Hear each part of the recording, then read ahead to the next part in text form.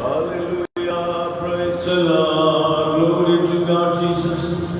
கிறிஸ்துவுக்குள் வாழும் எனக்கு எப்போதும் வெற்றி உண்டு. நல்ல தேவனே, இந்த காலங்களுக்காக ஸ்தோத்திரம். எல்லா தடைகளையும் நீக்குகிறவர்களுக்காக நன்றியோடு ஸ்தோத்திரிக்கிறோம்.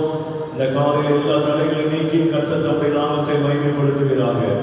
இயேசுவின் நாமத்தில் ஜெபிக்கிறோம் அன்புள்ள பிதாவே, ஆமென். எந்த காலத்திலும் எந்த நேரத்திலும் நன்றியாக நம்மை துதிப்பேன் என்று பாடுவோம். கர்த்தர் நம்மை ஆசீர்வதிப்பார்.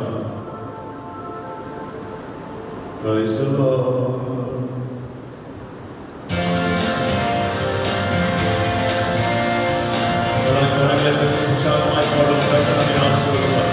அந்த காலத்திலும் எந்த நேரத்திலும் நன்றியாமை நான் துதிப்பேன்.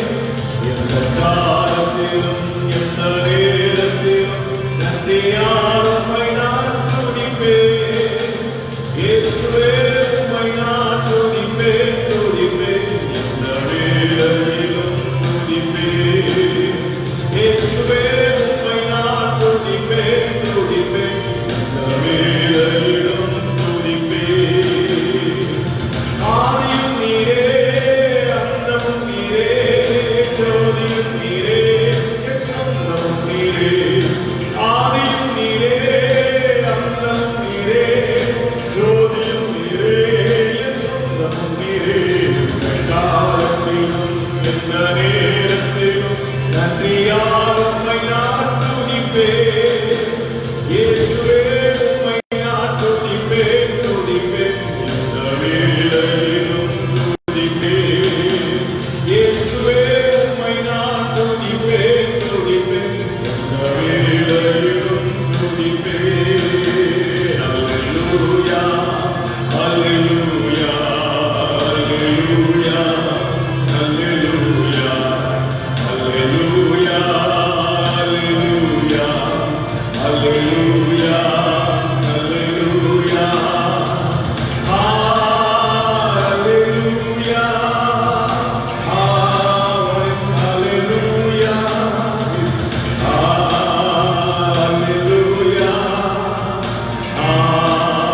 அல்லேலூயா, அல்லேலூயா, அல்லேலூயா, அல்லேலூயா, அல்லேலூயா. இயேசுவே, இயேசுவே, இயேசுவே, இயேசுவே, இயேசுவே, இயேசுவே, இயேசுவே, இயேசுவே. Hallelujah, hallelujah, hallelujah, hallelujah, gloria, hallelujah, hallelujah, hallelujah, hallelujah. நாம் கிறிஸ்துவுக்குள் வாழும் பொழுது நமக்கு கர்த்தர் நல்ல வெற்றிகளை வைத்திருக்கிறார். நாம் தொடர்ந்து பாடுவோம். கிறிஸ்துவுக்குள் வாழும் எனக்கு எப்போதும் வெற்றி உண்டு என்று பாடுவோம். கர்த்தர் நம்மை ஆசீர்வதிப்பார். கிறிஸ்துவுக்குள் வாழும் எனக்கு எப்போதும் வெற்றி உண்டு பாடுவோம்.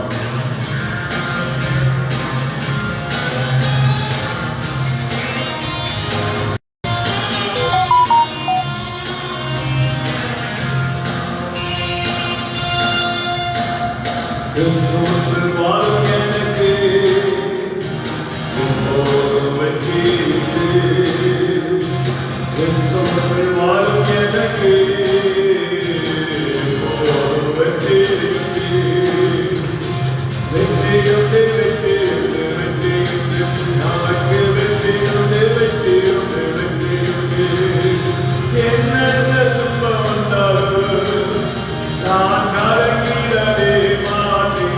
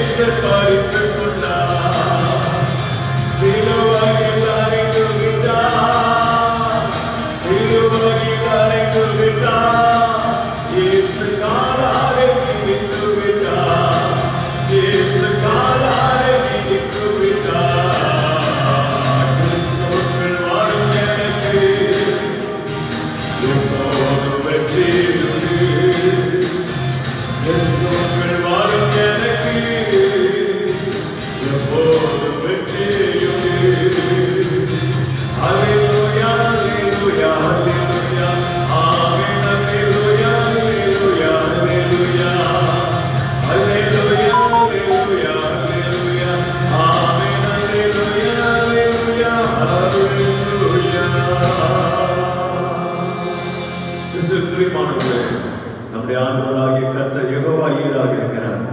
அவர் நேற்று இன்று மாறாதவராகவே இருக்கிறார். அவர் சர்வ வல்லமையுள்ள தேவன்.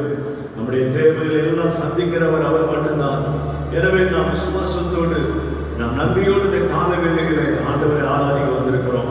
நம்முடைய பிதாவை நோக்கி நாம் பார்க்க வந்திருக்கிறோம். தைரியமாய் சொல்லுவோம், யெகோவா ஈரே நான் உம்மை நம்புவேன், யெகோவா ஈரே நான் உம்மை நம்புவேன், யெகோவா ஈரே நான் உம்மை ஆராதிப்பேன் என்று சொல்லி நாம் கர்த்தரை ஆராதிப்போம். கர்த்தர் நிச்சயமாய் நம்முடைய வாழ்க்கைகளை அற்புதமான காரியங்களை செய்வார். வனாந்தரத்தில் ஒன்றுமே இல்லை என்று சொல்லி புறப்பட்டு போன ஜனங்களை வனாந்தரத்தில் நடத்தின கர்த்தர் இன்றைக்கும் நம்மோடு கூட இருக்கிறார். தொடர்ந்து பாடுவோம். கர்த்தர் நம்மை ஆசீர்வதிப்பார், நம்மை பலப்படுத்துவார், நம்மை கிருபைக்குள்ளே மறைத்துக் கொள்வார். அல்லேலூயா.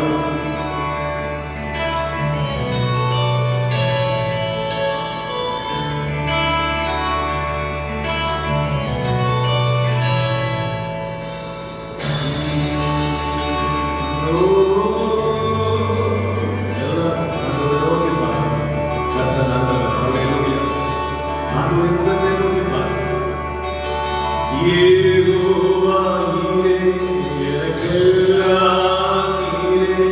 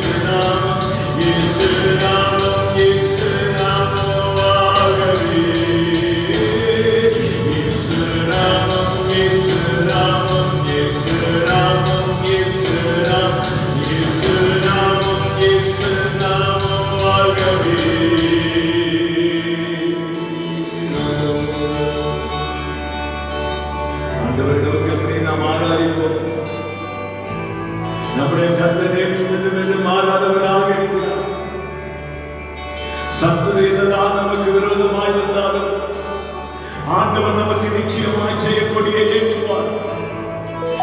இடத்தில் இருந்து கைகளை உயர்த்தி சொல்லுங்க,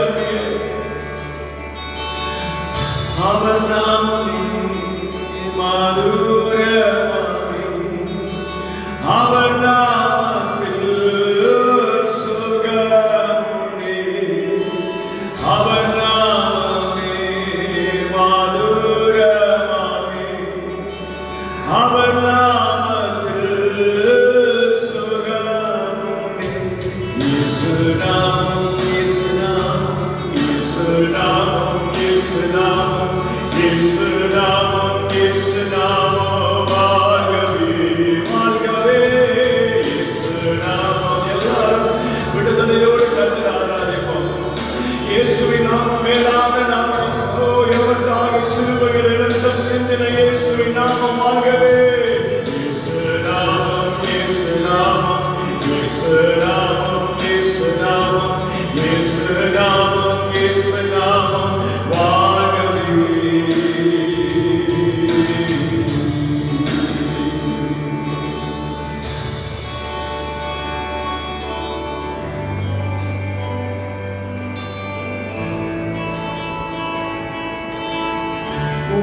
உலகமெல்லாம் மறக்குதையா,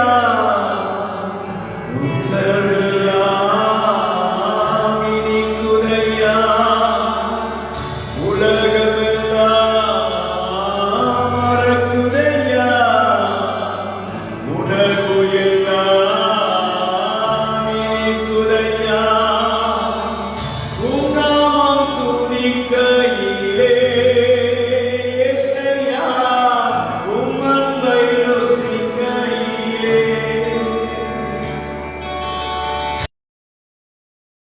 துதிக்கையிலே இயேசையா, உம் அன்பை ருசிக்கையிலே. என் உயிரான உயிரான உயிரான என் உயிரான உயிரான உயிரான என் உயிரான இயேசு, என் உயிரோடு கலந்து என் உயிரே நான் உம்மை துதிப்பேன். என் உயிரே நான் உம்மை துதிப்பேன். என் உயிரான உயிரான உயிரான இயேசு, என் உயிரான உயிரான உயிரான இயேசு, என் உயிரான இயேசு, என் உயிரோடு கலந்து என் உயிரே நான் உம்மை துதிப்பேன். என் உயிரே நான் உம்மை துதிப்பேன். எல்லாரும் சொல்லுவோம். அல்லேலூயா, அல்லேலூயா, அல்லேலூயா, அல்லேலூயா, அல்லேலூயா, அல்லேலூயா, அல்லேலூயா, அல்லேலூயா. என் உயிரான உயிரான உயிரான இயேசு, என் உயிரான உயிரான உயிரான இயேசு, என் உயிரான இயேசு, என் உயிரோடு கலந்து என் உயிரே நான் உம்மை துதிப்பேன். என் உயிரே நான் உம்மை துதிப்பேன். அப்படியே நாம் இருக்கிற கரங்களை உயர்த்தி, கர்த்தாவே நாங்கள் உம்மை துதிக்கிறோம், கர்த்தாவே நாங்கள் உம்மை உயர்த்துகிறோம் என்று சொல்வோம். நம்முடைய கர்த்தர் நேற்று நின்று மாறாதவராக இருக்கிறார். நாம் அவரை ஆராதிக்கணும், அவரை துதிக்கணும். இந்த இடத்துல இருந்து நாம் கர்த்தரை துதிக்கும் பொழுது கர்த்தர் நிச்சயமாய் நம்முடைய ஜெபங்களை கேட்க வல்லவராக இருக்கிறார். நீங்கள் சோர்ந்து போகாதீர்கள். நாம் அப்படியே நம்முடைய கரங்களை உயர்த்தி நம்முடைய பிதாவை ஆராதிப்போம். ஆண்டவரே, நாம் உம்மை ஆராதிக்கிறோம். ஆண்டவரே, ஆராதனை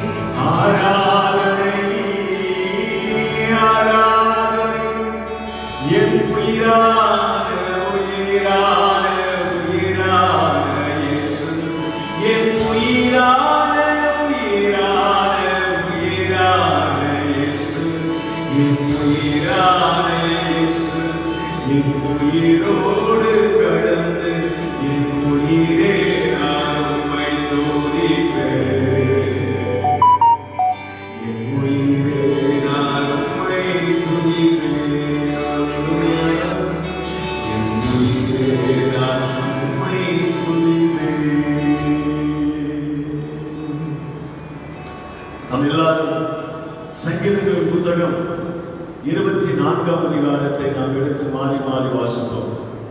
சங்கீதங்களின் புத்தகம் 24ஆம் அதிகாரத்தை நாம் மாறி மாறி வாசிப்போம்.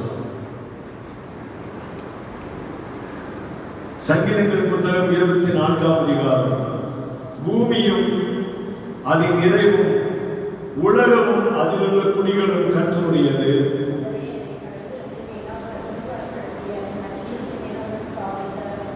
யார் கர்த்தருடைய பர்வதத்தில் ஏறுவார்? யார் அவருடைய பரிசுத்தத்தில் நிலைத்திருப்பார்?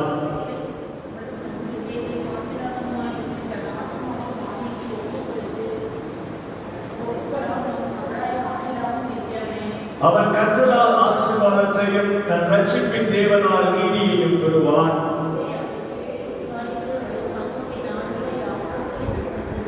வாசல்களே உங்கள் கதவுகளை உயர்த்துங்கள், அநாதி கதவுகளை உயருங்கள், மகிமையின் ராஜா உட்பிரவேசிப்பார்.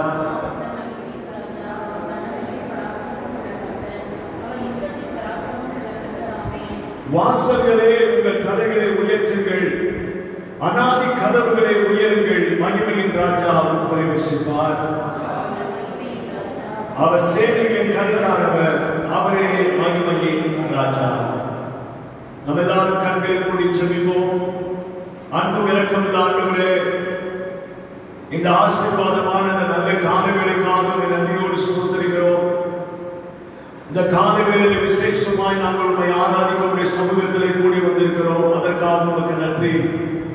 மறுபடியும் இந்த காலவேளையிலே உம்முடைய சமூகத்திலே கூடி வந்திருக்கிற நாங்கள் உம்முடைய வேத வசனத்தை தியானித்து அதில் இருக்கிற அதிசயங்களை காணும்படி எங்கள் ஆத்ம கண்களை திறந்தருளும். ஆமென்.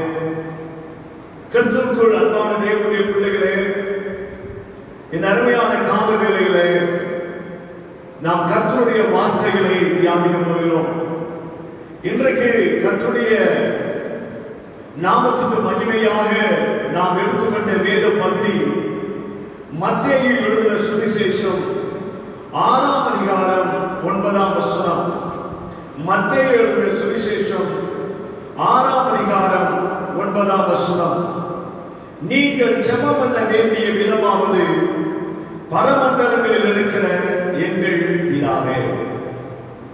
நீங்கள் ஜெபம் பண்ண வேண்டிய விதமாவது, பரலோகத்தில் இருக்கிற எங்கள் பிதாவே. எனக்கு அன்பான தேவனுடைய பிள்ளைகளே, இந்த அருமையான கால வேளைகளே, ஆண்டவராகிய இயேசு கிறிஸ்து இந்த பூமியிலே இருந்த நாட்களிலே சீசர்களுக்கு ஜெபிக்க கற்றுக் கொடுத்தார். அப்பொழுது அவர் முதலாவது சொன்ன வார்த்தை, பரலோகத்தில் இருக்கிற பரமண்டலங்களில் இருக்கிற எங்கள் பிதாவே என்றால், அவர் பரலோகத்தில் இருக்கிற தேவன். பரலோகத்தில் இருக்கிற தேவனாகிய கர்த்தர் எப்படிப்பட்டவர் என்பதை நாம் அறிந்து கொண்டால் மட்டும்தான் பரலோக பிள்ளைகளுக்கு இந்த ஞானத்தை கற்றுக் கொடுப்பாராக என்று சொல்லி நான் விசுவாசிக்கிறேன், ஜெபிக்கிறேன். பரலோகத்தில் இருக்கிற எங்கள் பிதாவே ஏன் கற்றுக் கொடுத்தார் என்றால், நம்முடைய பிதாவானவர் சர்வ வல்லமையுள்ள தேவன். நம்முடைய பிதாவானவர் மகிமையின் தேவன். நம்முடைய பிதாவானவர் ஆசீர்வாதத்தின் தேவன். நம்முடைய பிதாவானவர் அவர் மகிமையின் கர்த்தராக இருக்கிறார். அன்பான தேவனுடைய பிள்ளைகளே, இந்த அருமையான நல்ல கால வேளையிலே நம்முடைய பிதாவானவர் எப்படிப்பட்டவர் என்பதை நாம் அறிந்து கொண்டால் மட்டும்தான் அந்த பிதாவானவருடைய சாயலிலே இருக்கிற ஆசீர்வாதங்களை நாம் பெற்றுக்கொள்ள முடியும். ஏனென்றால் எபிரேயர் நிருபம் 4ஆம் அதிகாரம் 11ஆம் வசனம் சொல்லுகிறது, அவருடைய பார்வைக்கு மறைவான சிருஷ்டி ஒன்றுமே இல்லை. அப்படின்னா என்ன அர்த்தம்? அவர் அந்த சராசரங்களை படைத்தவர். அவர் சர்வ வல்லமையுள்ள தேவன். அவர் மகிமையான தேவன். அவர் மேலே இருந்து பரலோகத்திலிருந்து பூமியை நோக்கி பார்க்கிறார். அப்படி அவர் பூமியை நோக்கி பார்க்கும் பொழுது அவருக்கு மறைவாக எந்த காரியங்களும் இருக்கவே முடியாது. வேதத்தில் நாம் வாசிக்கிறோம், ஆகார் என்ற ஸ்திரீ தன் பிள்ளை சாகிறது என்று சொல்லி அழுகிறார். ஒருவரை நாம் என்ன நினைத்திருப்போம்? அந்த ஆகாரோட ஸ்திரீ ஜெபித்த உடனே ஆண்டவர் அங்கே இருந்து ஒரு ஊற்றை புறப்பட பண்ணினார் என்று. அப்படி இல்லை, ஏற்கனவே அந்த இடத்திலே ஊற்று இருந்தது. அந்த ஊற்றை தேவன் அவளுக்காக தேவன் அந்த இடத்துல ஏற்கனவே அவளுக்காக அந்த ஊற்றை ஆயத்தப்படுத்தி வைத்திருந்தார். எனக்கு அன்பான தேவனுடைய பிள்ளைகள், இந்த அருமையான கால வேளையிலே நம்முடைய பிதாவானவர் யார் என்பதை நீங்கள் அறிந்து கொண்டால் மட்டும்தான் நீங்கள் தினந்தோறும் பிதாவை நோக்கி நீங்கள் ஜெபிக்க முடியும்.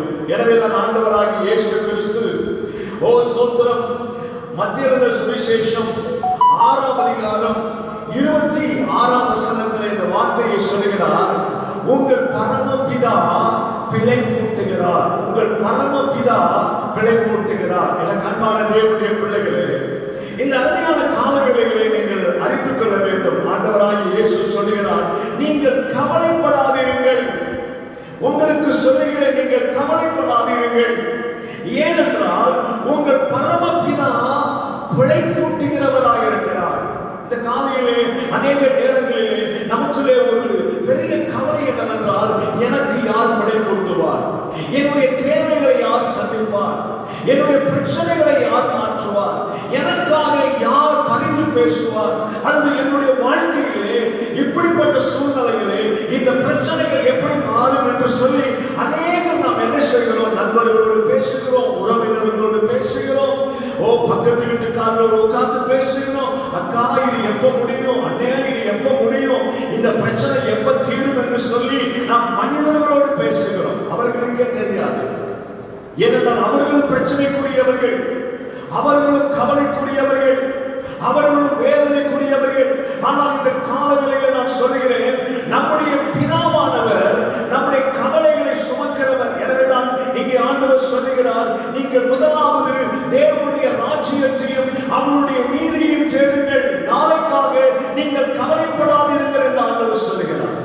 அப்படின்னா இந்த அருமையான கால வேளையிலே கர்த்தருடைய பிள்ளைகள் ஒரு தேவ ரகசியத்தை, ஒரு தெய்வீக ரகசியத்தை நீங்கள் அறிந்து கொள்ள வேண்டும்.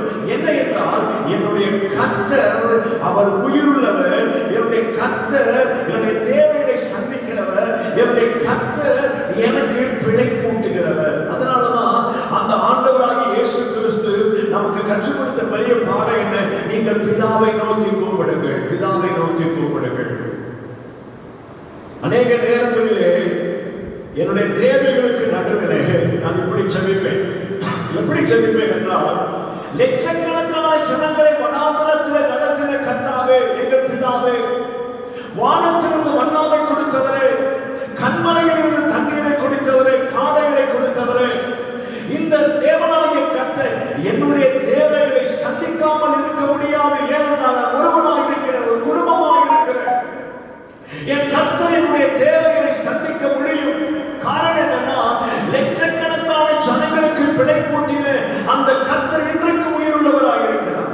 எனக்கு அன்பான தேவனுடைய பிள்ளைகளே, நாம் பிதாவை அறிய வேண்டிய பிரகாரமாய் அறிந்து கொள்ள வேண்டும். அவர் யெகோவா ஈரே, அவர் நம்முடைய தேவைகளை சந்திக்கிறவர். அவர் யெகோவா நிசி, நமக்காக யுத்தம் பண்ணுகிறவர்.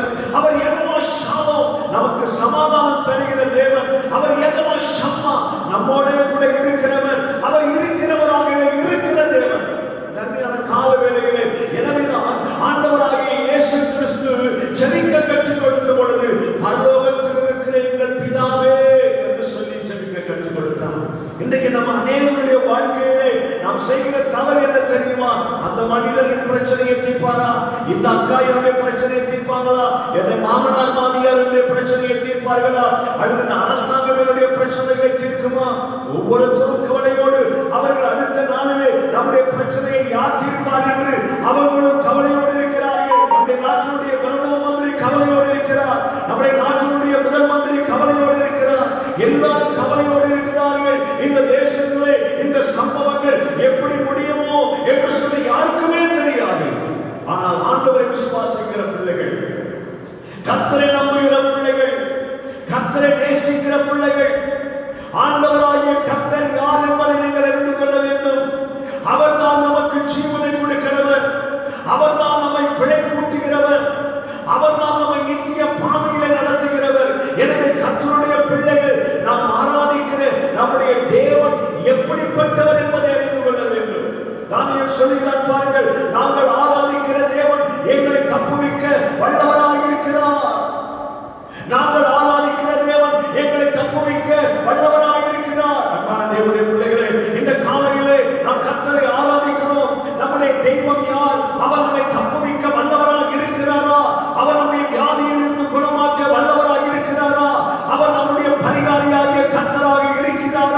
என்பதை நாம் எவ்வளவுக்கு அதிகமாய் அறிந்து கொள்கிறோமோ அப்பொழுதுதான் நாம் பிதாவை நோக்கி ஜெபிக்க முடியும். யோசித்து பாருங்கள், இன்றைக்கு நாம் பிதாவை நோக்கி ஜெபிக்கிற பிள்ளைகளாய் காணப்பட வேண்டும். அப்படி என்றால் நீங்களும் நானும் பிதா யார் என்பதை அறிந்து கொள்ள வேண்டும். இரண்டாவது, நாம் பிதா யார் என்பதை அறிந்து கொள்ளுகிற பொழுது நாம் அடுத்த ஒரு காரியத்தை நாம் அறிந்து கொள்ள வேண்டும். நாம் கிறிஸ்துவுக்குள் வாழ்கிறவர்களாய் இருக்க வேண்டும், கிறிஸ்துவுக்குள் ஜெபிக்கிறவர்களாய் இருக்க வேண்டும். Pray in Christ. நாம் இன்னைக்கு யாருக்குள்ளாக இருக்கிறோம்? கிறிஸ்துவுக்குள்ளான ஞானஸ்நானம் என்று வேதம் சொல்கிறது. ஏன் கிறிஸ்துவுக்குள்ளாக நாம் ஜெபிக்க வேண்டும்? ஏன் இந்த கிறிஸ்துவினுடைய சாயலை தரித்துக் கொண்டு நாம் ஜெபிக்க வேண்டும், கிறிஸ்துவுக்குள்ளாக வாழ வேண்டும் என்றால், ஒரு மனிதன் கிறிஸ்துவுக்குள்ளாக இருக்கும் பொழுது மட்டுமே அவன் புது சிருஷ்டியாக இருக்கிறான். யோசித்து பாருங்க, இன்றைக்கு புதிய வாழ்க்கை நமக்குள்ளே இன்னும் வளரவில்லை. இன்றைக்கு புதிய ஆவிக்குரிய ஜீவிய நமக்குள்ளே வரவில்லை. ஏனென்றால் அநேக நேரங்களிலே நாம் கிறிஸ்துவை சாராதவர்களாக இருக்கிறோம், கிறிஸ்துவின் காணியாட்சிக்கு புறம்பானவர்களாக இருக்கிறோம், வாக்குத்தத்தத்தின் அந்த உடன்படிக்கைக்கு அந்நியர்களாக இருக்கிறோம். இதுதான் அங்கே வேதத்திலே நாம் வாசிக்கிறோம். எப்படி இருக்கிறோம் என்றால், கிறிஸ்துவின் காணியாட்சிக்கு நாம் புறம்பானவர்களாக இருக்கிறோம், வாக்குத்தத்தத்தின் உடன்படிக்கைக்கு நாம் அந்நியர்களாக இருக்கிறோம். எனவே தான் அநேக நேரங்களிலே நமக்கு சந்தேகம் ஏற்படுகிறது. நம்ம ஜெபம் பண்ணா கர்த்தர் நம்முடைய ஜெபத்தை கேட்பாரா? அநேக நேரங்கள் அதனாலதான் நம்ம சப்ஸ்டிட்யூட்டை தேடுறோம். என்னை விட அதிகமா ஜெபிக்கிற யாராவது ஒருத்தர் இருந்தால் அவங்க எனக்காக ஜெபிப்பாங்கன்னு சொல்றோம். என்னை விட ஜெபிக்கிறவங்க சபையில அல்லது ஊழியர்கள் யாராவது இருந்தால் அவர்கள் ஜெபிப்பதை கர்த்தர் கேட்பார், நான் ஜெபிப்பதை கர்த்தர் கேட்க மாட்டாரு. ஏனென்றால் எனக்கு ஜெபிக்க தெரியாது, நான் ஜெபத்திலே பலவீனம் உள்ளவன் என்று சொல்கிறோம். தவறு. அதை கவனிங்க. நீங்கள் கிறிஸ்துவுக்குள் இருந்தால் வாக்குத்தத்தத்தின் சுதந்திரத்தை அடைகிற பிள்ளைகள் என்ற விசுவாசம் உங்களுக்குள்ளே இருக்கும். எனவே நான் கிறிஸ்துவுக்குள்ளாக ஜெபிக்கிறவனாக இருக்க வேண்டும். ஒரு மனிதன் கிறிஸ்துவுக்குள்ளாக அவன் ஞானஸ்தானம் பெறும் பொழுது ஆண்டவர் அவனுடைய சகலவற்றையும் புதிதாக்குகிறார். அவருடைய ஆவிக்குரிய வாழ்க்கை, அவருடைய ஆழ்த்தத்துவம், அவருடைய எல்லா காரியங்கள், வாயிலிருந்து வருகிற வார்த்தைகள், அவருடைய ஜெபஜீவியங்கள் எல்லாவற்றையும் கர்த்தர் புதிதாக மாற்றுகிறார். இன்னைக்கு இந்த ரகசியம் நமக்கு தெரியவில்லை. இந்த ரகசியம் தெரியவில்லாத காரணத்தினால்தான் யாரையோ ஒருவரை சார்ந்து வாழ்ந்து கொண்டிருக்கிறோம். கிறிஸ்தவ ஜீவியம் என்பது யாரையும் சார்ந்து வாழ்வது கிடையாது. ஜெபத்துக்காக அல்லது ஆவிக்குரிய ஆசீர்வாதத்திற்காக நாம் யாரையும் சார்ந்து வாழக்கூடாது. வாசிப்போம். எபேசியருக்கு எழுதின நிருபம் 1ஆம் அதிகாரம். எபேசியருக்கு எழுதின நிருபம் 1ஆம் அதிகாரம் 3ஆம் வசனம் இப்படியாய் சொல்கிறது. எபேசியருக்கு எழுதின நிருபம் 1ஆம் அதிகாரம் 3ஆம் வசனம் சொல்கிறது, நம்முடைய கர்த்தராகிய இயேசு கிறிஸ்துவின் பிதாவாகிய தேவனுக்கு ஸ்தோத்திரம், அவர் கிறிஸ்துவுக்குள் உன்னதங்களிலே ஆவிக்குரிய சகல ஆசீர்வாதத்தினாலும் நம்மை ஆசீர்வதித்திருக்கிறார். அப்ப யோசிப்பாருங்க, ஆண்டவர் நம்மை உன்னதங்களில் இருக்கிற சகல ஆவிக்குரிய ஆசீர்வாதங்களினாலும் யார் மூலமாய் கர்த்தர் நம்மை ஆசீர்வதித்திருக்கிறார்? கிறிஸ்துவின் மூலமாய் நம்மை ஆசீர்வதித்திருக்கிறார். இதான் ரகசியம். நீங்க சொல்லுவாங்க, நான் பாஸ்டர் மூலமா ஆசீர்வாதப்பட்ட பெற்றுக்கொண்டேன், பாஸ்டர் ஜெபம் பண்ணாரு எனக்கு ஆசீர்வாதம் வந்துருச்சு, நான் பாஸ்டரை சார்ந்து வாழ்ந்து எனக்கு ஆசீர்வாதம் வந்துச்சு. கிடையாது. கிறிஸ்துவுக்குள்ளான ஞானஸ்நானம், கிறிஸ்துவுக்குள்ளான வாழ்கிற வாழ்க்கை ஒரு மனிதனை கர்த்தர் உன்னதங்களில் இருக்கிற சகல ஆசீர்வாதங்களையும் யார் மூலமாக யாருக்குள்ளாக ஆசீர்வதிக்கிறார் என்றால், ஒருவன் கிறிஸ்துவுக்குள்ளாக இருக்கும் பொழுது அவனை கர்த்தர் உன்னதங்களில் இருக்கிற சகல ஆசீர்வாதங்களினாலும் அவனை ஆசீர்வதிக்கிறார். சகல ஆசீர்வாதங்களினாலும் ஆவிக்குரிய ஆசீர்வாதங்கள். ஒரு மனிதன் கிறிஸ்தவனாக அவன் ஜீவிக்கிற என்று சொல்லுகிறவன் ஆவிக்குரிய சகல ஆசீர்வாதங்களையும் அவன் பெற்றிருக்க வேண்டும். அவன் ஆவிக்குரிய அந்த சகல ஆசீர்வாதங்களை பெற்றிருக்கும் பொழுதுதான் அவன் எல்லா காரியத்திலும் வெற்றி உள்ளவனாக வாழ முடியும். இதைதான் பவுல் சொல்கிறார். 2 கொரிந்தியரின் புத்தகம் 2ஆம் அதிகாரம் 2 கொரிந்தியரின் புத்தகம் 2ஆம் அதிகாரம் 14ஆம் வசனம் இப்படியாய் சொல்கிறது. 2 கொரிந்தியர் 2ஆம் அதிகாரம் 14ஆம் வசனம், கிறிஸ்துவுக்குள் எப்பொழுதும் எங்களை வெற்றி சிறக்க பண்ணி ஒரு மனிதன் கிறிஸ்துவுக்குள்ளாக இருக்கும் பொழுது, ஒரு மனிதன் கிறிஸ்துவை சார்ந்து இருக்கும் பொழுது, ஒரு மனிதனுடைய வாழ்க்கை கிறிஸ்துவுக்குள்ளாக இருக்கும் பொழுது, அங்கே பவுல் சொல்லுகிறார், எப்பொழுதும் எங்களை வெற்றி சிறக்க பண்ணுகிறார். நீங்க நம்ம என்ன சொல்றோம்? ஜெபம் பண்ணா தோல்வி, காணிக்கை கொடுத்தா தோல்வி, ஊழியத்துக்கு போனா தோல்வி, குடும்ப வாழ்க்கையில தோல்வி, ஜெப வாழ்க்கையில தோல்வி. பிரதர், என் வாழ்க்கையில எப்ப பார்த்தாலும் தோல்வியை சந்தித்துக் கொண்டே இருக்கிறேன். நீ கிறிஸ்துவுக்குள்ளாக இருந்தாய், இந்த வார்த்தையை நீ சொல்ல முடியாது. நீ கிறிஸ்துவுக்குள்ளாக இருக்க வேண்டும். கிறிஸ்துவுக்குள்ளாக இருக்கும் பொழுது வேதம் சொல்லுகிறது, கர்த்தர் உன்னை எப்பொழுதும் வெற்றி சிறக்க பண்ணுவார். உன் ஜெப வாழ்க்கை வெற்றியாயிருக்கும், உன் வேத வாசிப்பு வெற்றியாயிருக்கும், உன் ஆவிக்குரிய வாழ்க்கை வெற்றியாயிருக்கும். நீ போகிற இடங்களில் எல்லாம் சொன்னார் பாருங்க, எல்லா இடங்களிலும், எல்லா இடங்களிலும். சில சொல்றாங்க, சபையில வந்தா எனக்கு வெற்றி பிரதர், வெளியே போனா எனக்கு வெற்றி கிடையாது, என் குடும்பம் எனக்கு நரகம், என் வீடு எனக்கு நரகம், என் புருஷன் எனக்கு நரகம், என் மனைவி எனக்கு நரகம், என் பிள்ளைகள் எனக்கு நரகம், நான் சில காரியங்களிலே தோற்று போய் விடுகிறேன். தேவ பிள்ளையை அப்படி கிடையாது. இங்கே பவுல் சொல்லுகிற என்ன அழகா சொல்ல, எல்லா இடங்களிலும் எங்களை கொண்டு அவரை அறிகிற அறிவின் வாசனையை வெளிப்படுத்துகிற தேவனுக்கு ஸ்தோத்திரம். All the place, any circumstance, anywhere in the world, anywhere in the place, இந்த உலகத்திலே எந்த இடத்திலும் எங்களை கொண்டு ஆண்டவர் வெற்றியை சிறக்க பண்ணுகிறார். காரணம் என்னன்னா, நான் கிறிஸ்துவுக்குள் வாழ்ந்து கொண்டிருக்கிறேன். இன்னைக்கு கர்த்தருடைய பிள்ளைகள் இந்த சிந்தையோடு வாழ வேண்டும். நான் யாருக்குள்ளாக வாழ்கிறேன்? கிறிஸ்துவுக்குள்ளாக வாழ்கிறேன். கிறிஸ்துவுக்குள்ளாக செயல்படுகிற தேவனுக்கு ஸ்தோத்திரம். நான் கிறிஸ்துவுக்குள் வாழ்கிறபடியினால் எல்லா இடங்களிலும் கர்த்தர் என்னை வெற்றி சிறக்க பண்ணுகிறார். வெற்றினா அதுதான். இன்னைக்கு நம்ம நினைக்கிறோம், அநேகர் நினைக்கிறோம், நான் இதோட சேர்ந்தா, அதோட சேர்ந்தா, அவரோட சேர்ந்தா, இங்க சேர்ந்தா, அங்க சேர்ந்தா நான் வெற்றியை பெற்று விடலாம் என்று நினைக்கிறோம். முடியாது. Never. You can't do anything. உன்னால எதையும் செய்ய முடியாது. அப்ப வெற்றி உனக்கு எப்படி கிடைக்கும்? நீ கிறிஸ்துவுக்குள்ளாக வாழணும். அதுதான் ஞானஸ்தானம். கிறிஸ்துவுக்குள்ளான ஞானஸ்தானம், அதுதான் கிறிஸ்தவ வாழ்க்கை. ஒருவன் புது சிருஷ்டியாய் இருந்தால், அவன் கிறிஸ்துவுக்குள் இருந்தால், அவன் புது சிருஷ்டியாய் இருக்கிறான். பழையவைகள் ஒழிந்து போய் அப்படின்னா என்ன அர்த்தம்? தோல்விகள், பிரச்சனைகள் வாழ்க்கையிலே காணப்படுகிற எல்லாவற்றிலும் தேவன் உனக்கு ஒரு பெரிய மாற்றத்தை கொடுக்கிறார். உன்னை வெற்றி சிறக்க பண்ணுகிற தேவனாய் இருக்கிறார். கர்த்தருக்கு ஸ்தோத்திரம். மூன்றாவது, pray with Holy Spirit. நாம் யாரோடு இசைந்திருக்க வேண்டும் என்றால் பரிசுத்த ஆவியானவரோடு இசைந்திருக்க வேண்டும்.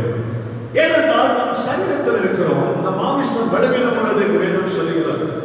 ரோமருக்கு நிருபம் 8ஆம் அதிகாரத்திலே நீங்கள் எடுத்து வாசித்தால், ஒரு மனிதனுக்கு இருக்கிற மாமிசத்திற்கும் அவனுக்குள் இருக்கிற ஆவிக்கும் என்ன போராட்டம் இருக்கிறது என்பதை குறித்து நாம் வேதத்திலே வாசிக்கிறோம்.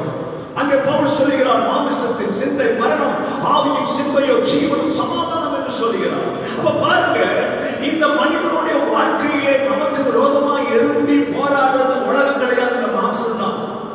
இந்த மாம்சம் தான் நமக்கு பெரிய போராட்டம். இந்த மாம்சத்துல நமக்கு ஜெயம் வேண்டும். அப்ப இந்த மாம்சத்துல ஜெயம் வேண்டும் என்றால் நாம் எப்படிப்பட்டவர்களாக இருக்க வேண்டும்? பரிசுத்த ஆவியானவரோடு நடக்கிற பிள்ளைகளாக, பரிசுத்த ஆவியானவரோடு வாழ்கிற பிள்ளைகளாக நாம் காணப்பட வேண்டும். ரோமருக்கு நிருபம் 8ஆம் அதிகாரத்திலே பவுல் இப்படியாய் சொல்லுகிறார், எவர்கள் தேவனுடைய ஆவியினாலே நடத்தப்படுகிறார்களோ அவர்கள் தேவனுடைய புத்திரராய் இருக்கிறார்கள். You walk with Holy Spirit. You pray with Holy Spirit. You live with Holy Spirit. பரிசுத்த ஆவியானவரோடு நடக்க தெரியணும். பரிசுத்த ஆவியானவரோடு சேர்ந்து ஜெபிக்க தெரியணும். பரிசுத்த ஆவியானவரோடு சேர்ந்து வாழ தெரியணும். அப்படி வாழ்கிறவர்களுக்கு தேவன் பெரிய வெற்றியை வச்சிருக்கிறார். இன்னைக்கு அநேகர் நினைக்கிறார்கள், சபையில போய் கொஞ்சம் கை தட்டி பாட்டு பாடி அல்லது கொட்டடிச்சு பாட்டு பாடினா ஒரு ஆவி வரும், அதுதான் பரிசுத்த ஆவி என்று நினைக்கிறார்கள். அது இன்னைக்கு தவறான உபதேசம், இன்னைக்கு தவறான கண்ணோட்டம். இன்னைக்கு அநேகர் அப்படிதான் நினைக்கிறார், ரொம்ப சத்தம் போட்டு கத்தி அப்படியே நம்ம அல்லேலூயா சொல்லிட்டா நம்மகிட்ட இருக்கிற எல்லா பிரச்சனைகளும் நீங்கிவிடும் என்று சொல்லுகிறார்கள். That is a wrong interpretation. அப்படி கிடையாது. பரிசுத்த ஆவியானவரோடு நடக்கிற பிள்ளைகளாய் காணப்பட வேண்டும். Walk with Jesus Christ. Walk with Holy Spirit. எவர்கள் தேவனுடைய ஆவியினாலே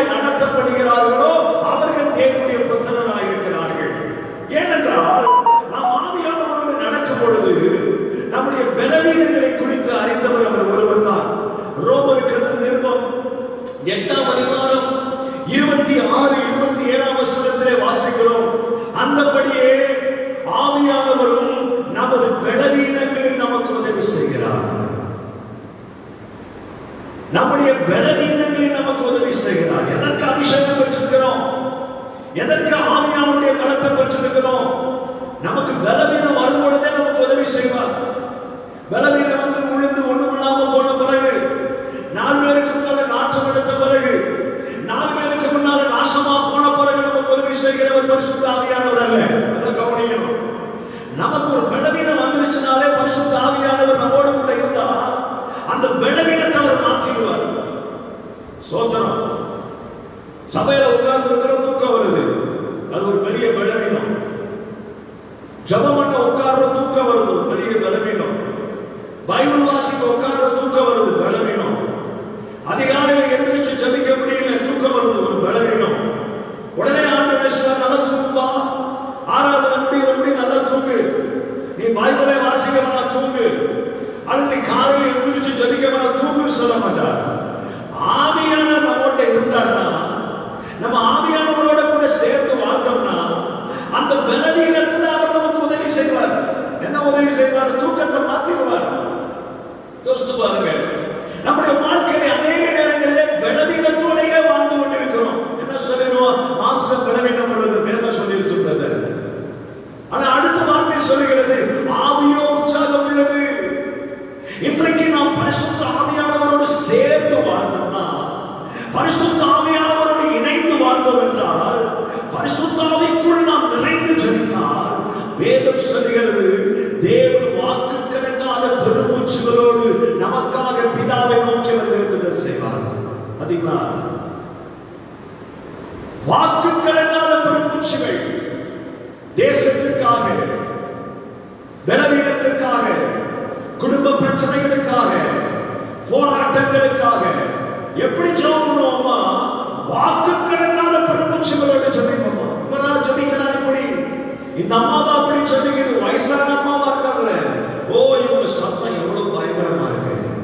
இவங்க எப்படி போராடி ஜெபம் பண்றாங்க. ஒரு குழந்தை போராடி ஜெபம் பண்ணுது, ஒரு வாலிபர் போராடி ஜெபம் பண்றாங்க. 10 மணி நேரம், 20 மணி நேரம், எத்தனை நாட்கள் அவர்கள் கண்ணீரோடு ஜெபிக்கிறார்கள். எப்படி ஜெபிக்கிறார்கள்? எப்படி ஜெபிக்கிறார்கள்? ஜெபம் என்பது ஒரு தொழில் அல்ல. எல்லாரும் அப்படி ஜெபிக்க முடியவில்லையே. ஏன்? நாம் பரிசுத்த ஆவிக்குள் ஜெபிக்க கற்றுக்கொள்ளவில்லை, பரிசுத்த ஆவிக்குள் வாழ கற்றுக்கொள்ளவில்லை. பாருங்க, ஒரு மனிதன் பரிசுத்த ஆவிக்குள் இருக்கும் பொழுது அவனை கர்த்தர் எப்படி ஆசீர்வதிக்கிறாரா? தேவனோடு ரகசியங்களை பேசுறவனா மாறானா. வேதம் சொல்லுகிறது, அந்நிய பாஷையை பேசுகிறவன் தேவனோடு ரகசியத்தை பேசுகிறான். ஜெபம் என்பது அதுதான். உலக பிரகாரமான மக்களுடைய பார்வையை ஜெபிக்கிறது அல்ல. உலக பிரகாரமான மக்களுக்கு முன்பாக நான் ஜெபவீரன் என்பதை காட்டுவதல்ல. ஆண்டவர் சொன்னாரு, அந்தரங்கத்தில் போய் ஜெபிக்க சொன்னாரு. ஏன் அந்தரங்கத்தில் போய் ஜெபிக்க சொன்னாரு? ஏன் அரைக்கதவை போட்டுக்கிட்டு ஜெபிக்கிறாரு? நீ தேவனோட ரகசியங்களை பேசுகிறவன், நீ தேவனோட ரகசியத்தை பேசுறவன். நீங்க நான் கர்த்தரோட ரகசியத்தை பேசுறேன்னா வெளியா உட்கார்ந்து பேச முடியாது. ஸ்தோத்திரம். இயற்கையாவே ஒரு புருஷன் தன் மனைவியோட ரகசியத்தை பேசணும்னா அவன் சொந்த 4 பேருக்கு முன்னால பேச முடியாது. அவன் தனி அறையிலே போய் தன் மனைவியோடு பேசுகிறான்.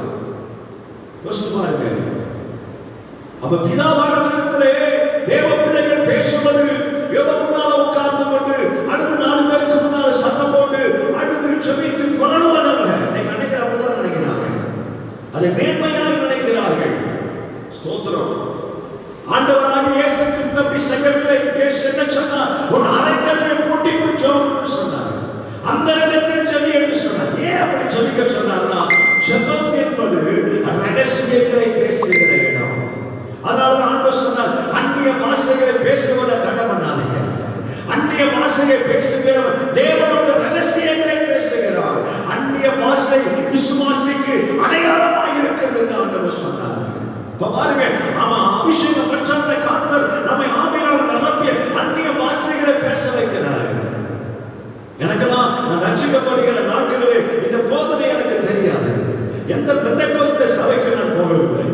நான் சிஎஸ்ஐ திருச்சபையில் நான் இருந்தேன். ஆனால் கர்த்தர் என்னை ரட்சிக்கப்பட்ட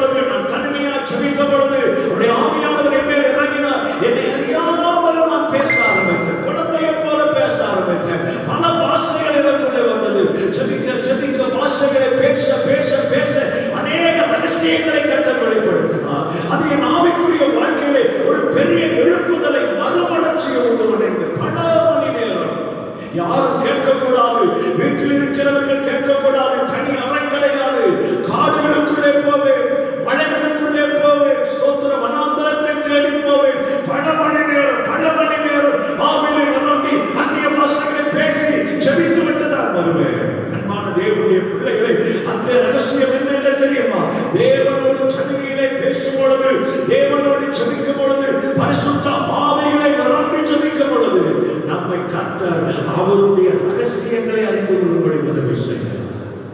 அன்பான தேவனுடைய பிள்ளைகளே, இன்னைக்கு நீங்கள் நான் எப்படி இருக்கணும்னா, பிதாவை நோக்கி ஜெபிக்கிறவர்களாக இருக்க வேண்டும், கிறிஸ்துவுக்குள்ளாக ஜெபிக்கிறவர்களாக இருக்க வேண்டும், பரிசுத்த ஆவியானவரோடு இணைந்து ஜெபிக்கிறவர்களாக இருக்கணும். இந்த 3 காரியம் உங்கள் வாழ்க்கையில இருந்தால் கர்த்தர் உங்கள் வாழ்க்கையை செழிப்பாக மாற்றுவார். இருக்கிற இடத்துல எழுந்து நின்று அப்படியே கைகளை உயர்த்தி கொஞ்ச நேரம் ஆண்டவர்கிட்ட கேளுங்க. எங்கள் பிதாவே, நாங்கள் உண்மை ஸ்தோத்திரிக்கிறோம். எங்கள் பிதாவே, நாங்கள் நன்றியோடு ஸ்தோத்திரிக்கிறோம். எங்கள் இயேசுவே, நன்றியோடு வைத்திருக்கிறோம். எங்கள் ஆவியானவரே, நன்றியோடு ஸ்தோத்திரிக்கிறோம். எல்லாரும் இப்படி கரைகளை உயர்த்தி ஸ்தோத்திரம் பண்ணுவோம். எங்கள் பிதாவே, உமக்கு ஸ்தோத்திரம். எங்கள் இயேசுவே, உமக்கு ஸ்தோத்திரம். எங்கள் ஆவியானவரே, உமக்கு ஸ்தோத்திரம். எங்கள் இரட்சகரே, உம்மை நன்றியோடு நாங்கள் வைத்திருக்கிறோம். ஹல்லேலூயா. ஸ்தோத்திரம் பண்ணுங்க. அப்படியே ஸ்தோத்திரம் பண்ணுங்க. கர்த்தரை நோக்கி ஸ்தோத்திரம் பண்ணுங்க. ஹல்லேலூயா. ஸ்தோத்திரம், ஸ்தோத்திரம், ஸ்தோத்திரம். அப்பா பிதாவே, ஸ்தோத்திரம். எங்கள் பிதா யார் என்பதை நாங்கள் அறிந்து கொள்ள வேண்டும். எங்கள் பிதா பிழை கூட்டுகிறவர், நாங்கள் அறிந்து கொள்ள வேண்டும். நாங்கள் கிறிஸ்துவுக்குள்ளாக வாழும் பொழுது எங்களை வெற்றி சிறக்க பண்ணுகிறேன். எங்கள் ஜெபத்திற்கு ஒரு பெரிய வெற்றி இருக்கிறது. பரிசுத்த ஆவியானவரோடு இணைந்து ஜெபிக்கும் பொழுது நாங்கள் தேவனோடு ரகசியங்களை பேசுகிறவர்களாய் மாறுகிறோம். ஆண்டவரே, ஒவ்வொருவருக்கும் அந்த கிருபையை தாரும். எங்களை பிழை போட்டுகிற பிதாவை நோக்கி வெற்றி சிறக்க பண்ணுகிற இயேசு கிறிஸ்துவுக்குள்ளாக தேவனோடு ரகசியங்களை பேசுகிற பரிசுத்த ஆவியானவர்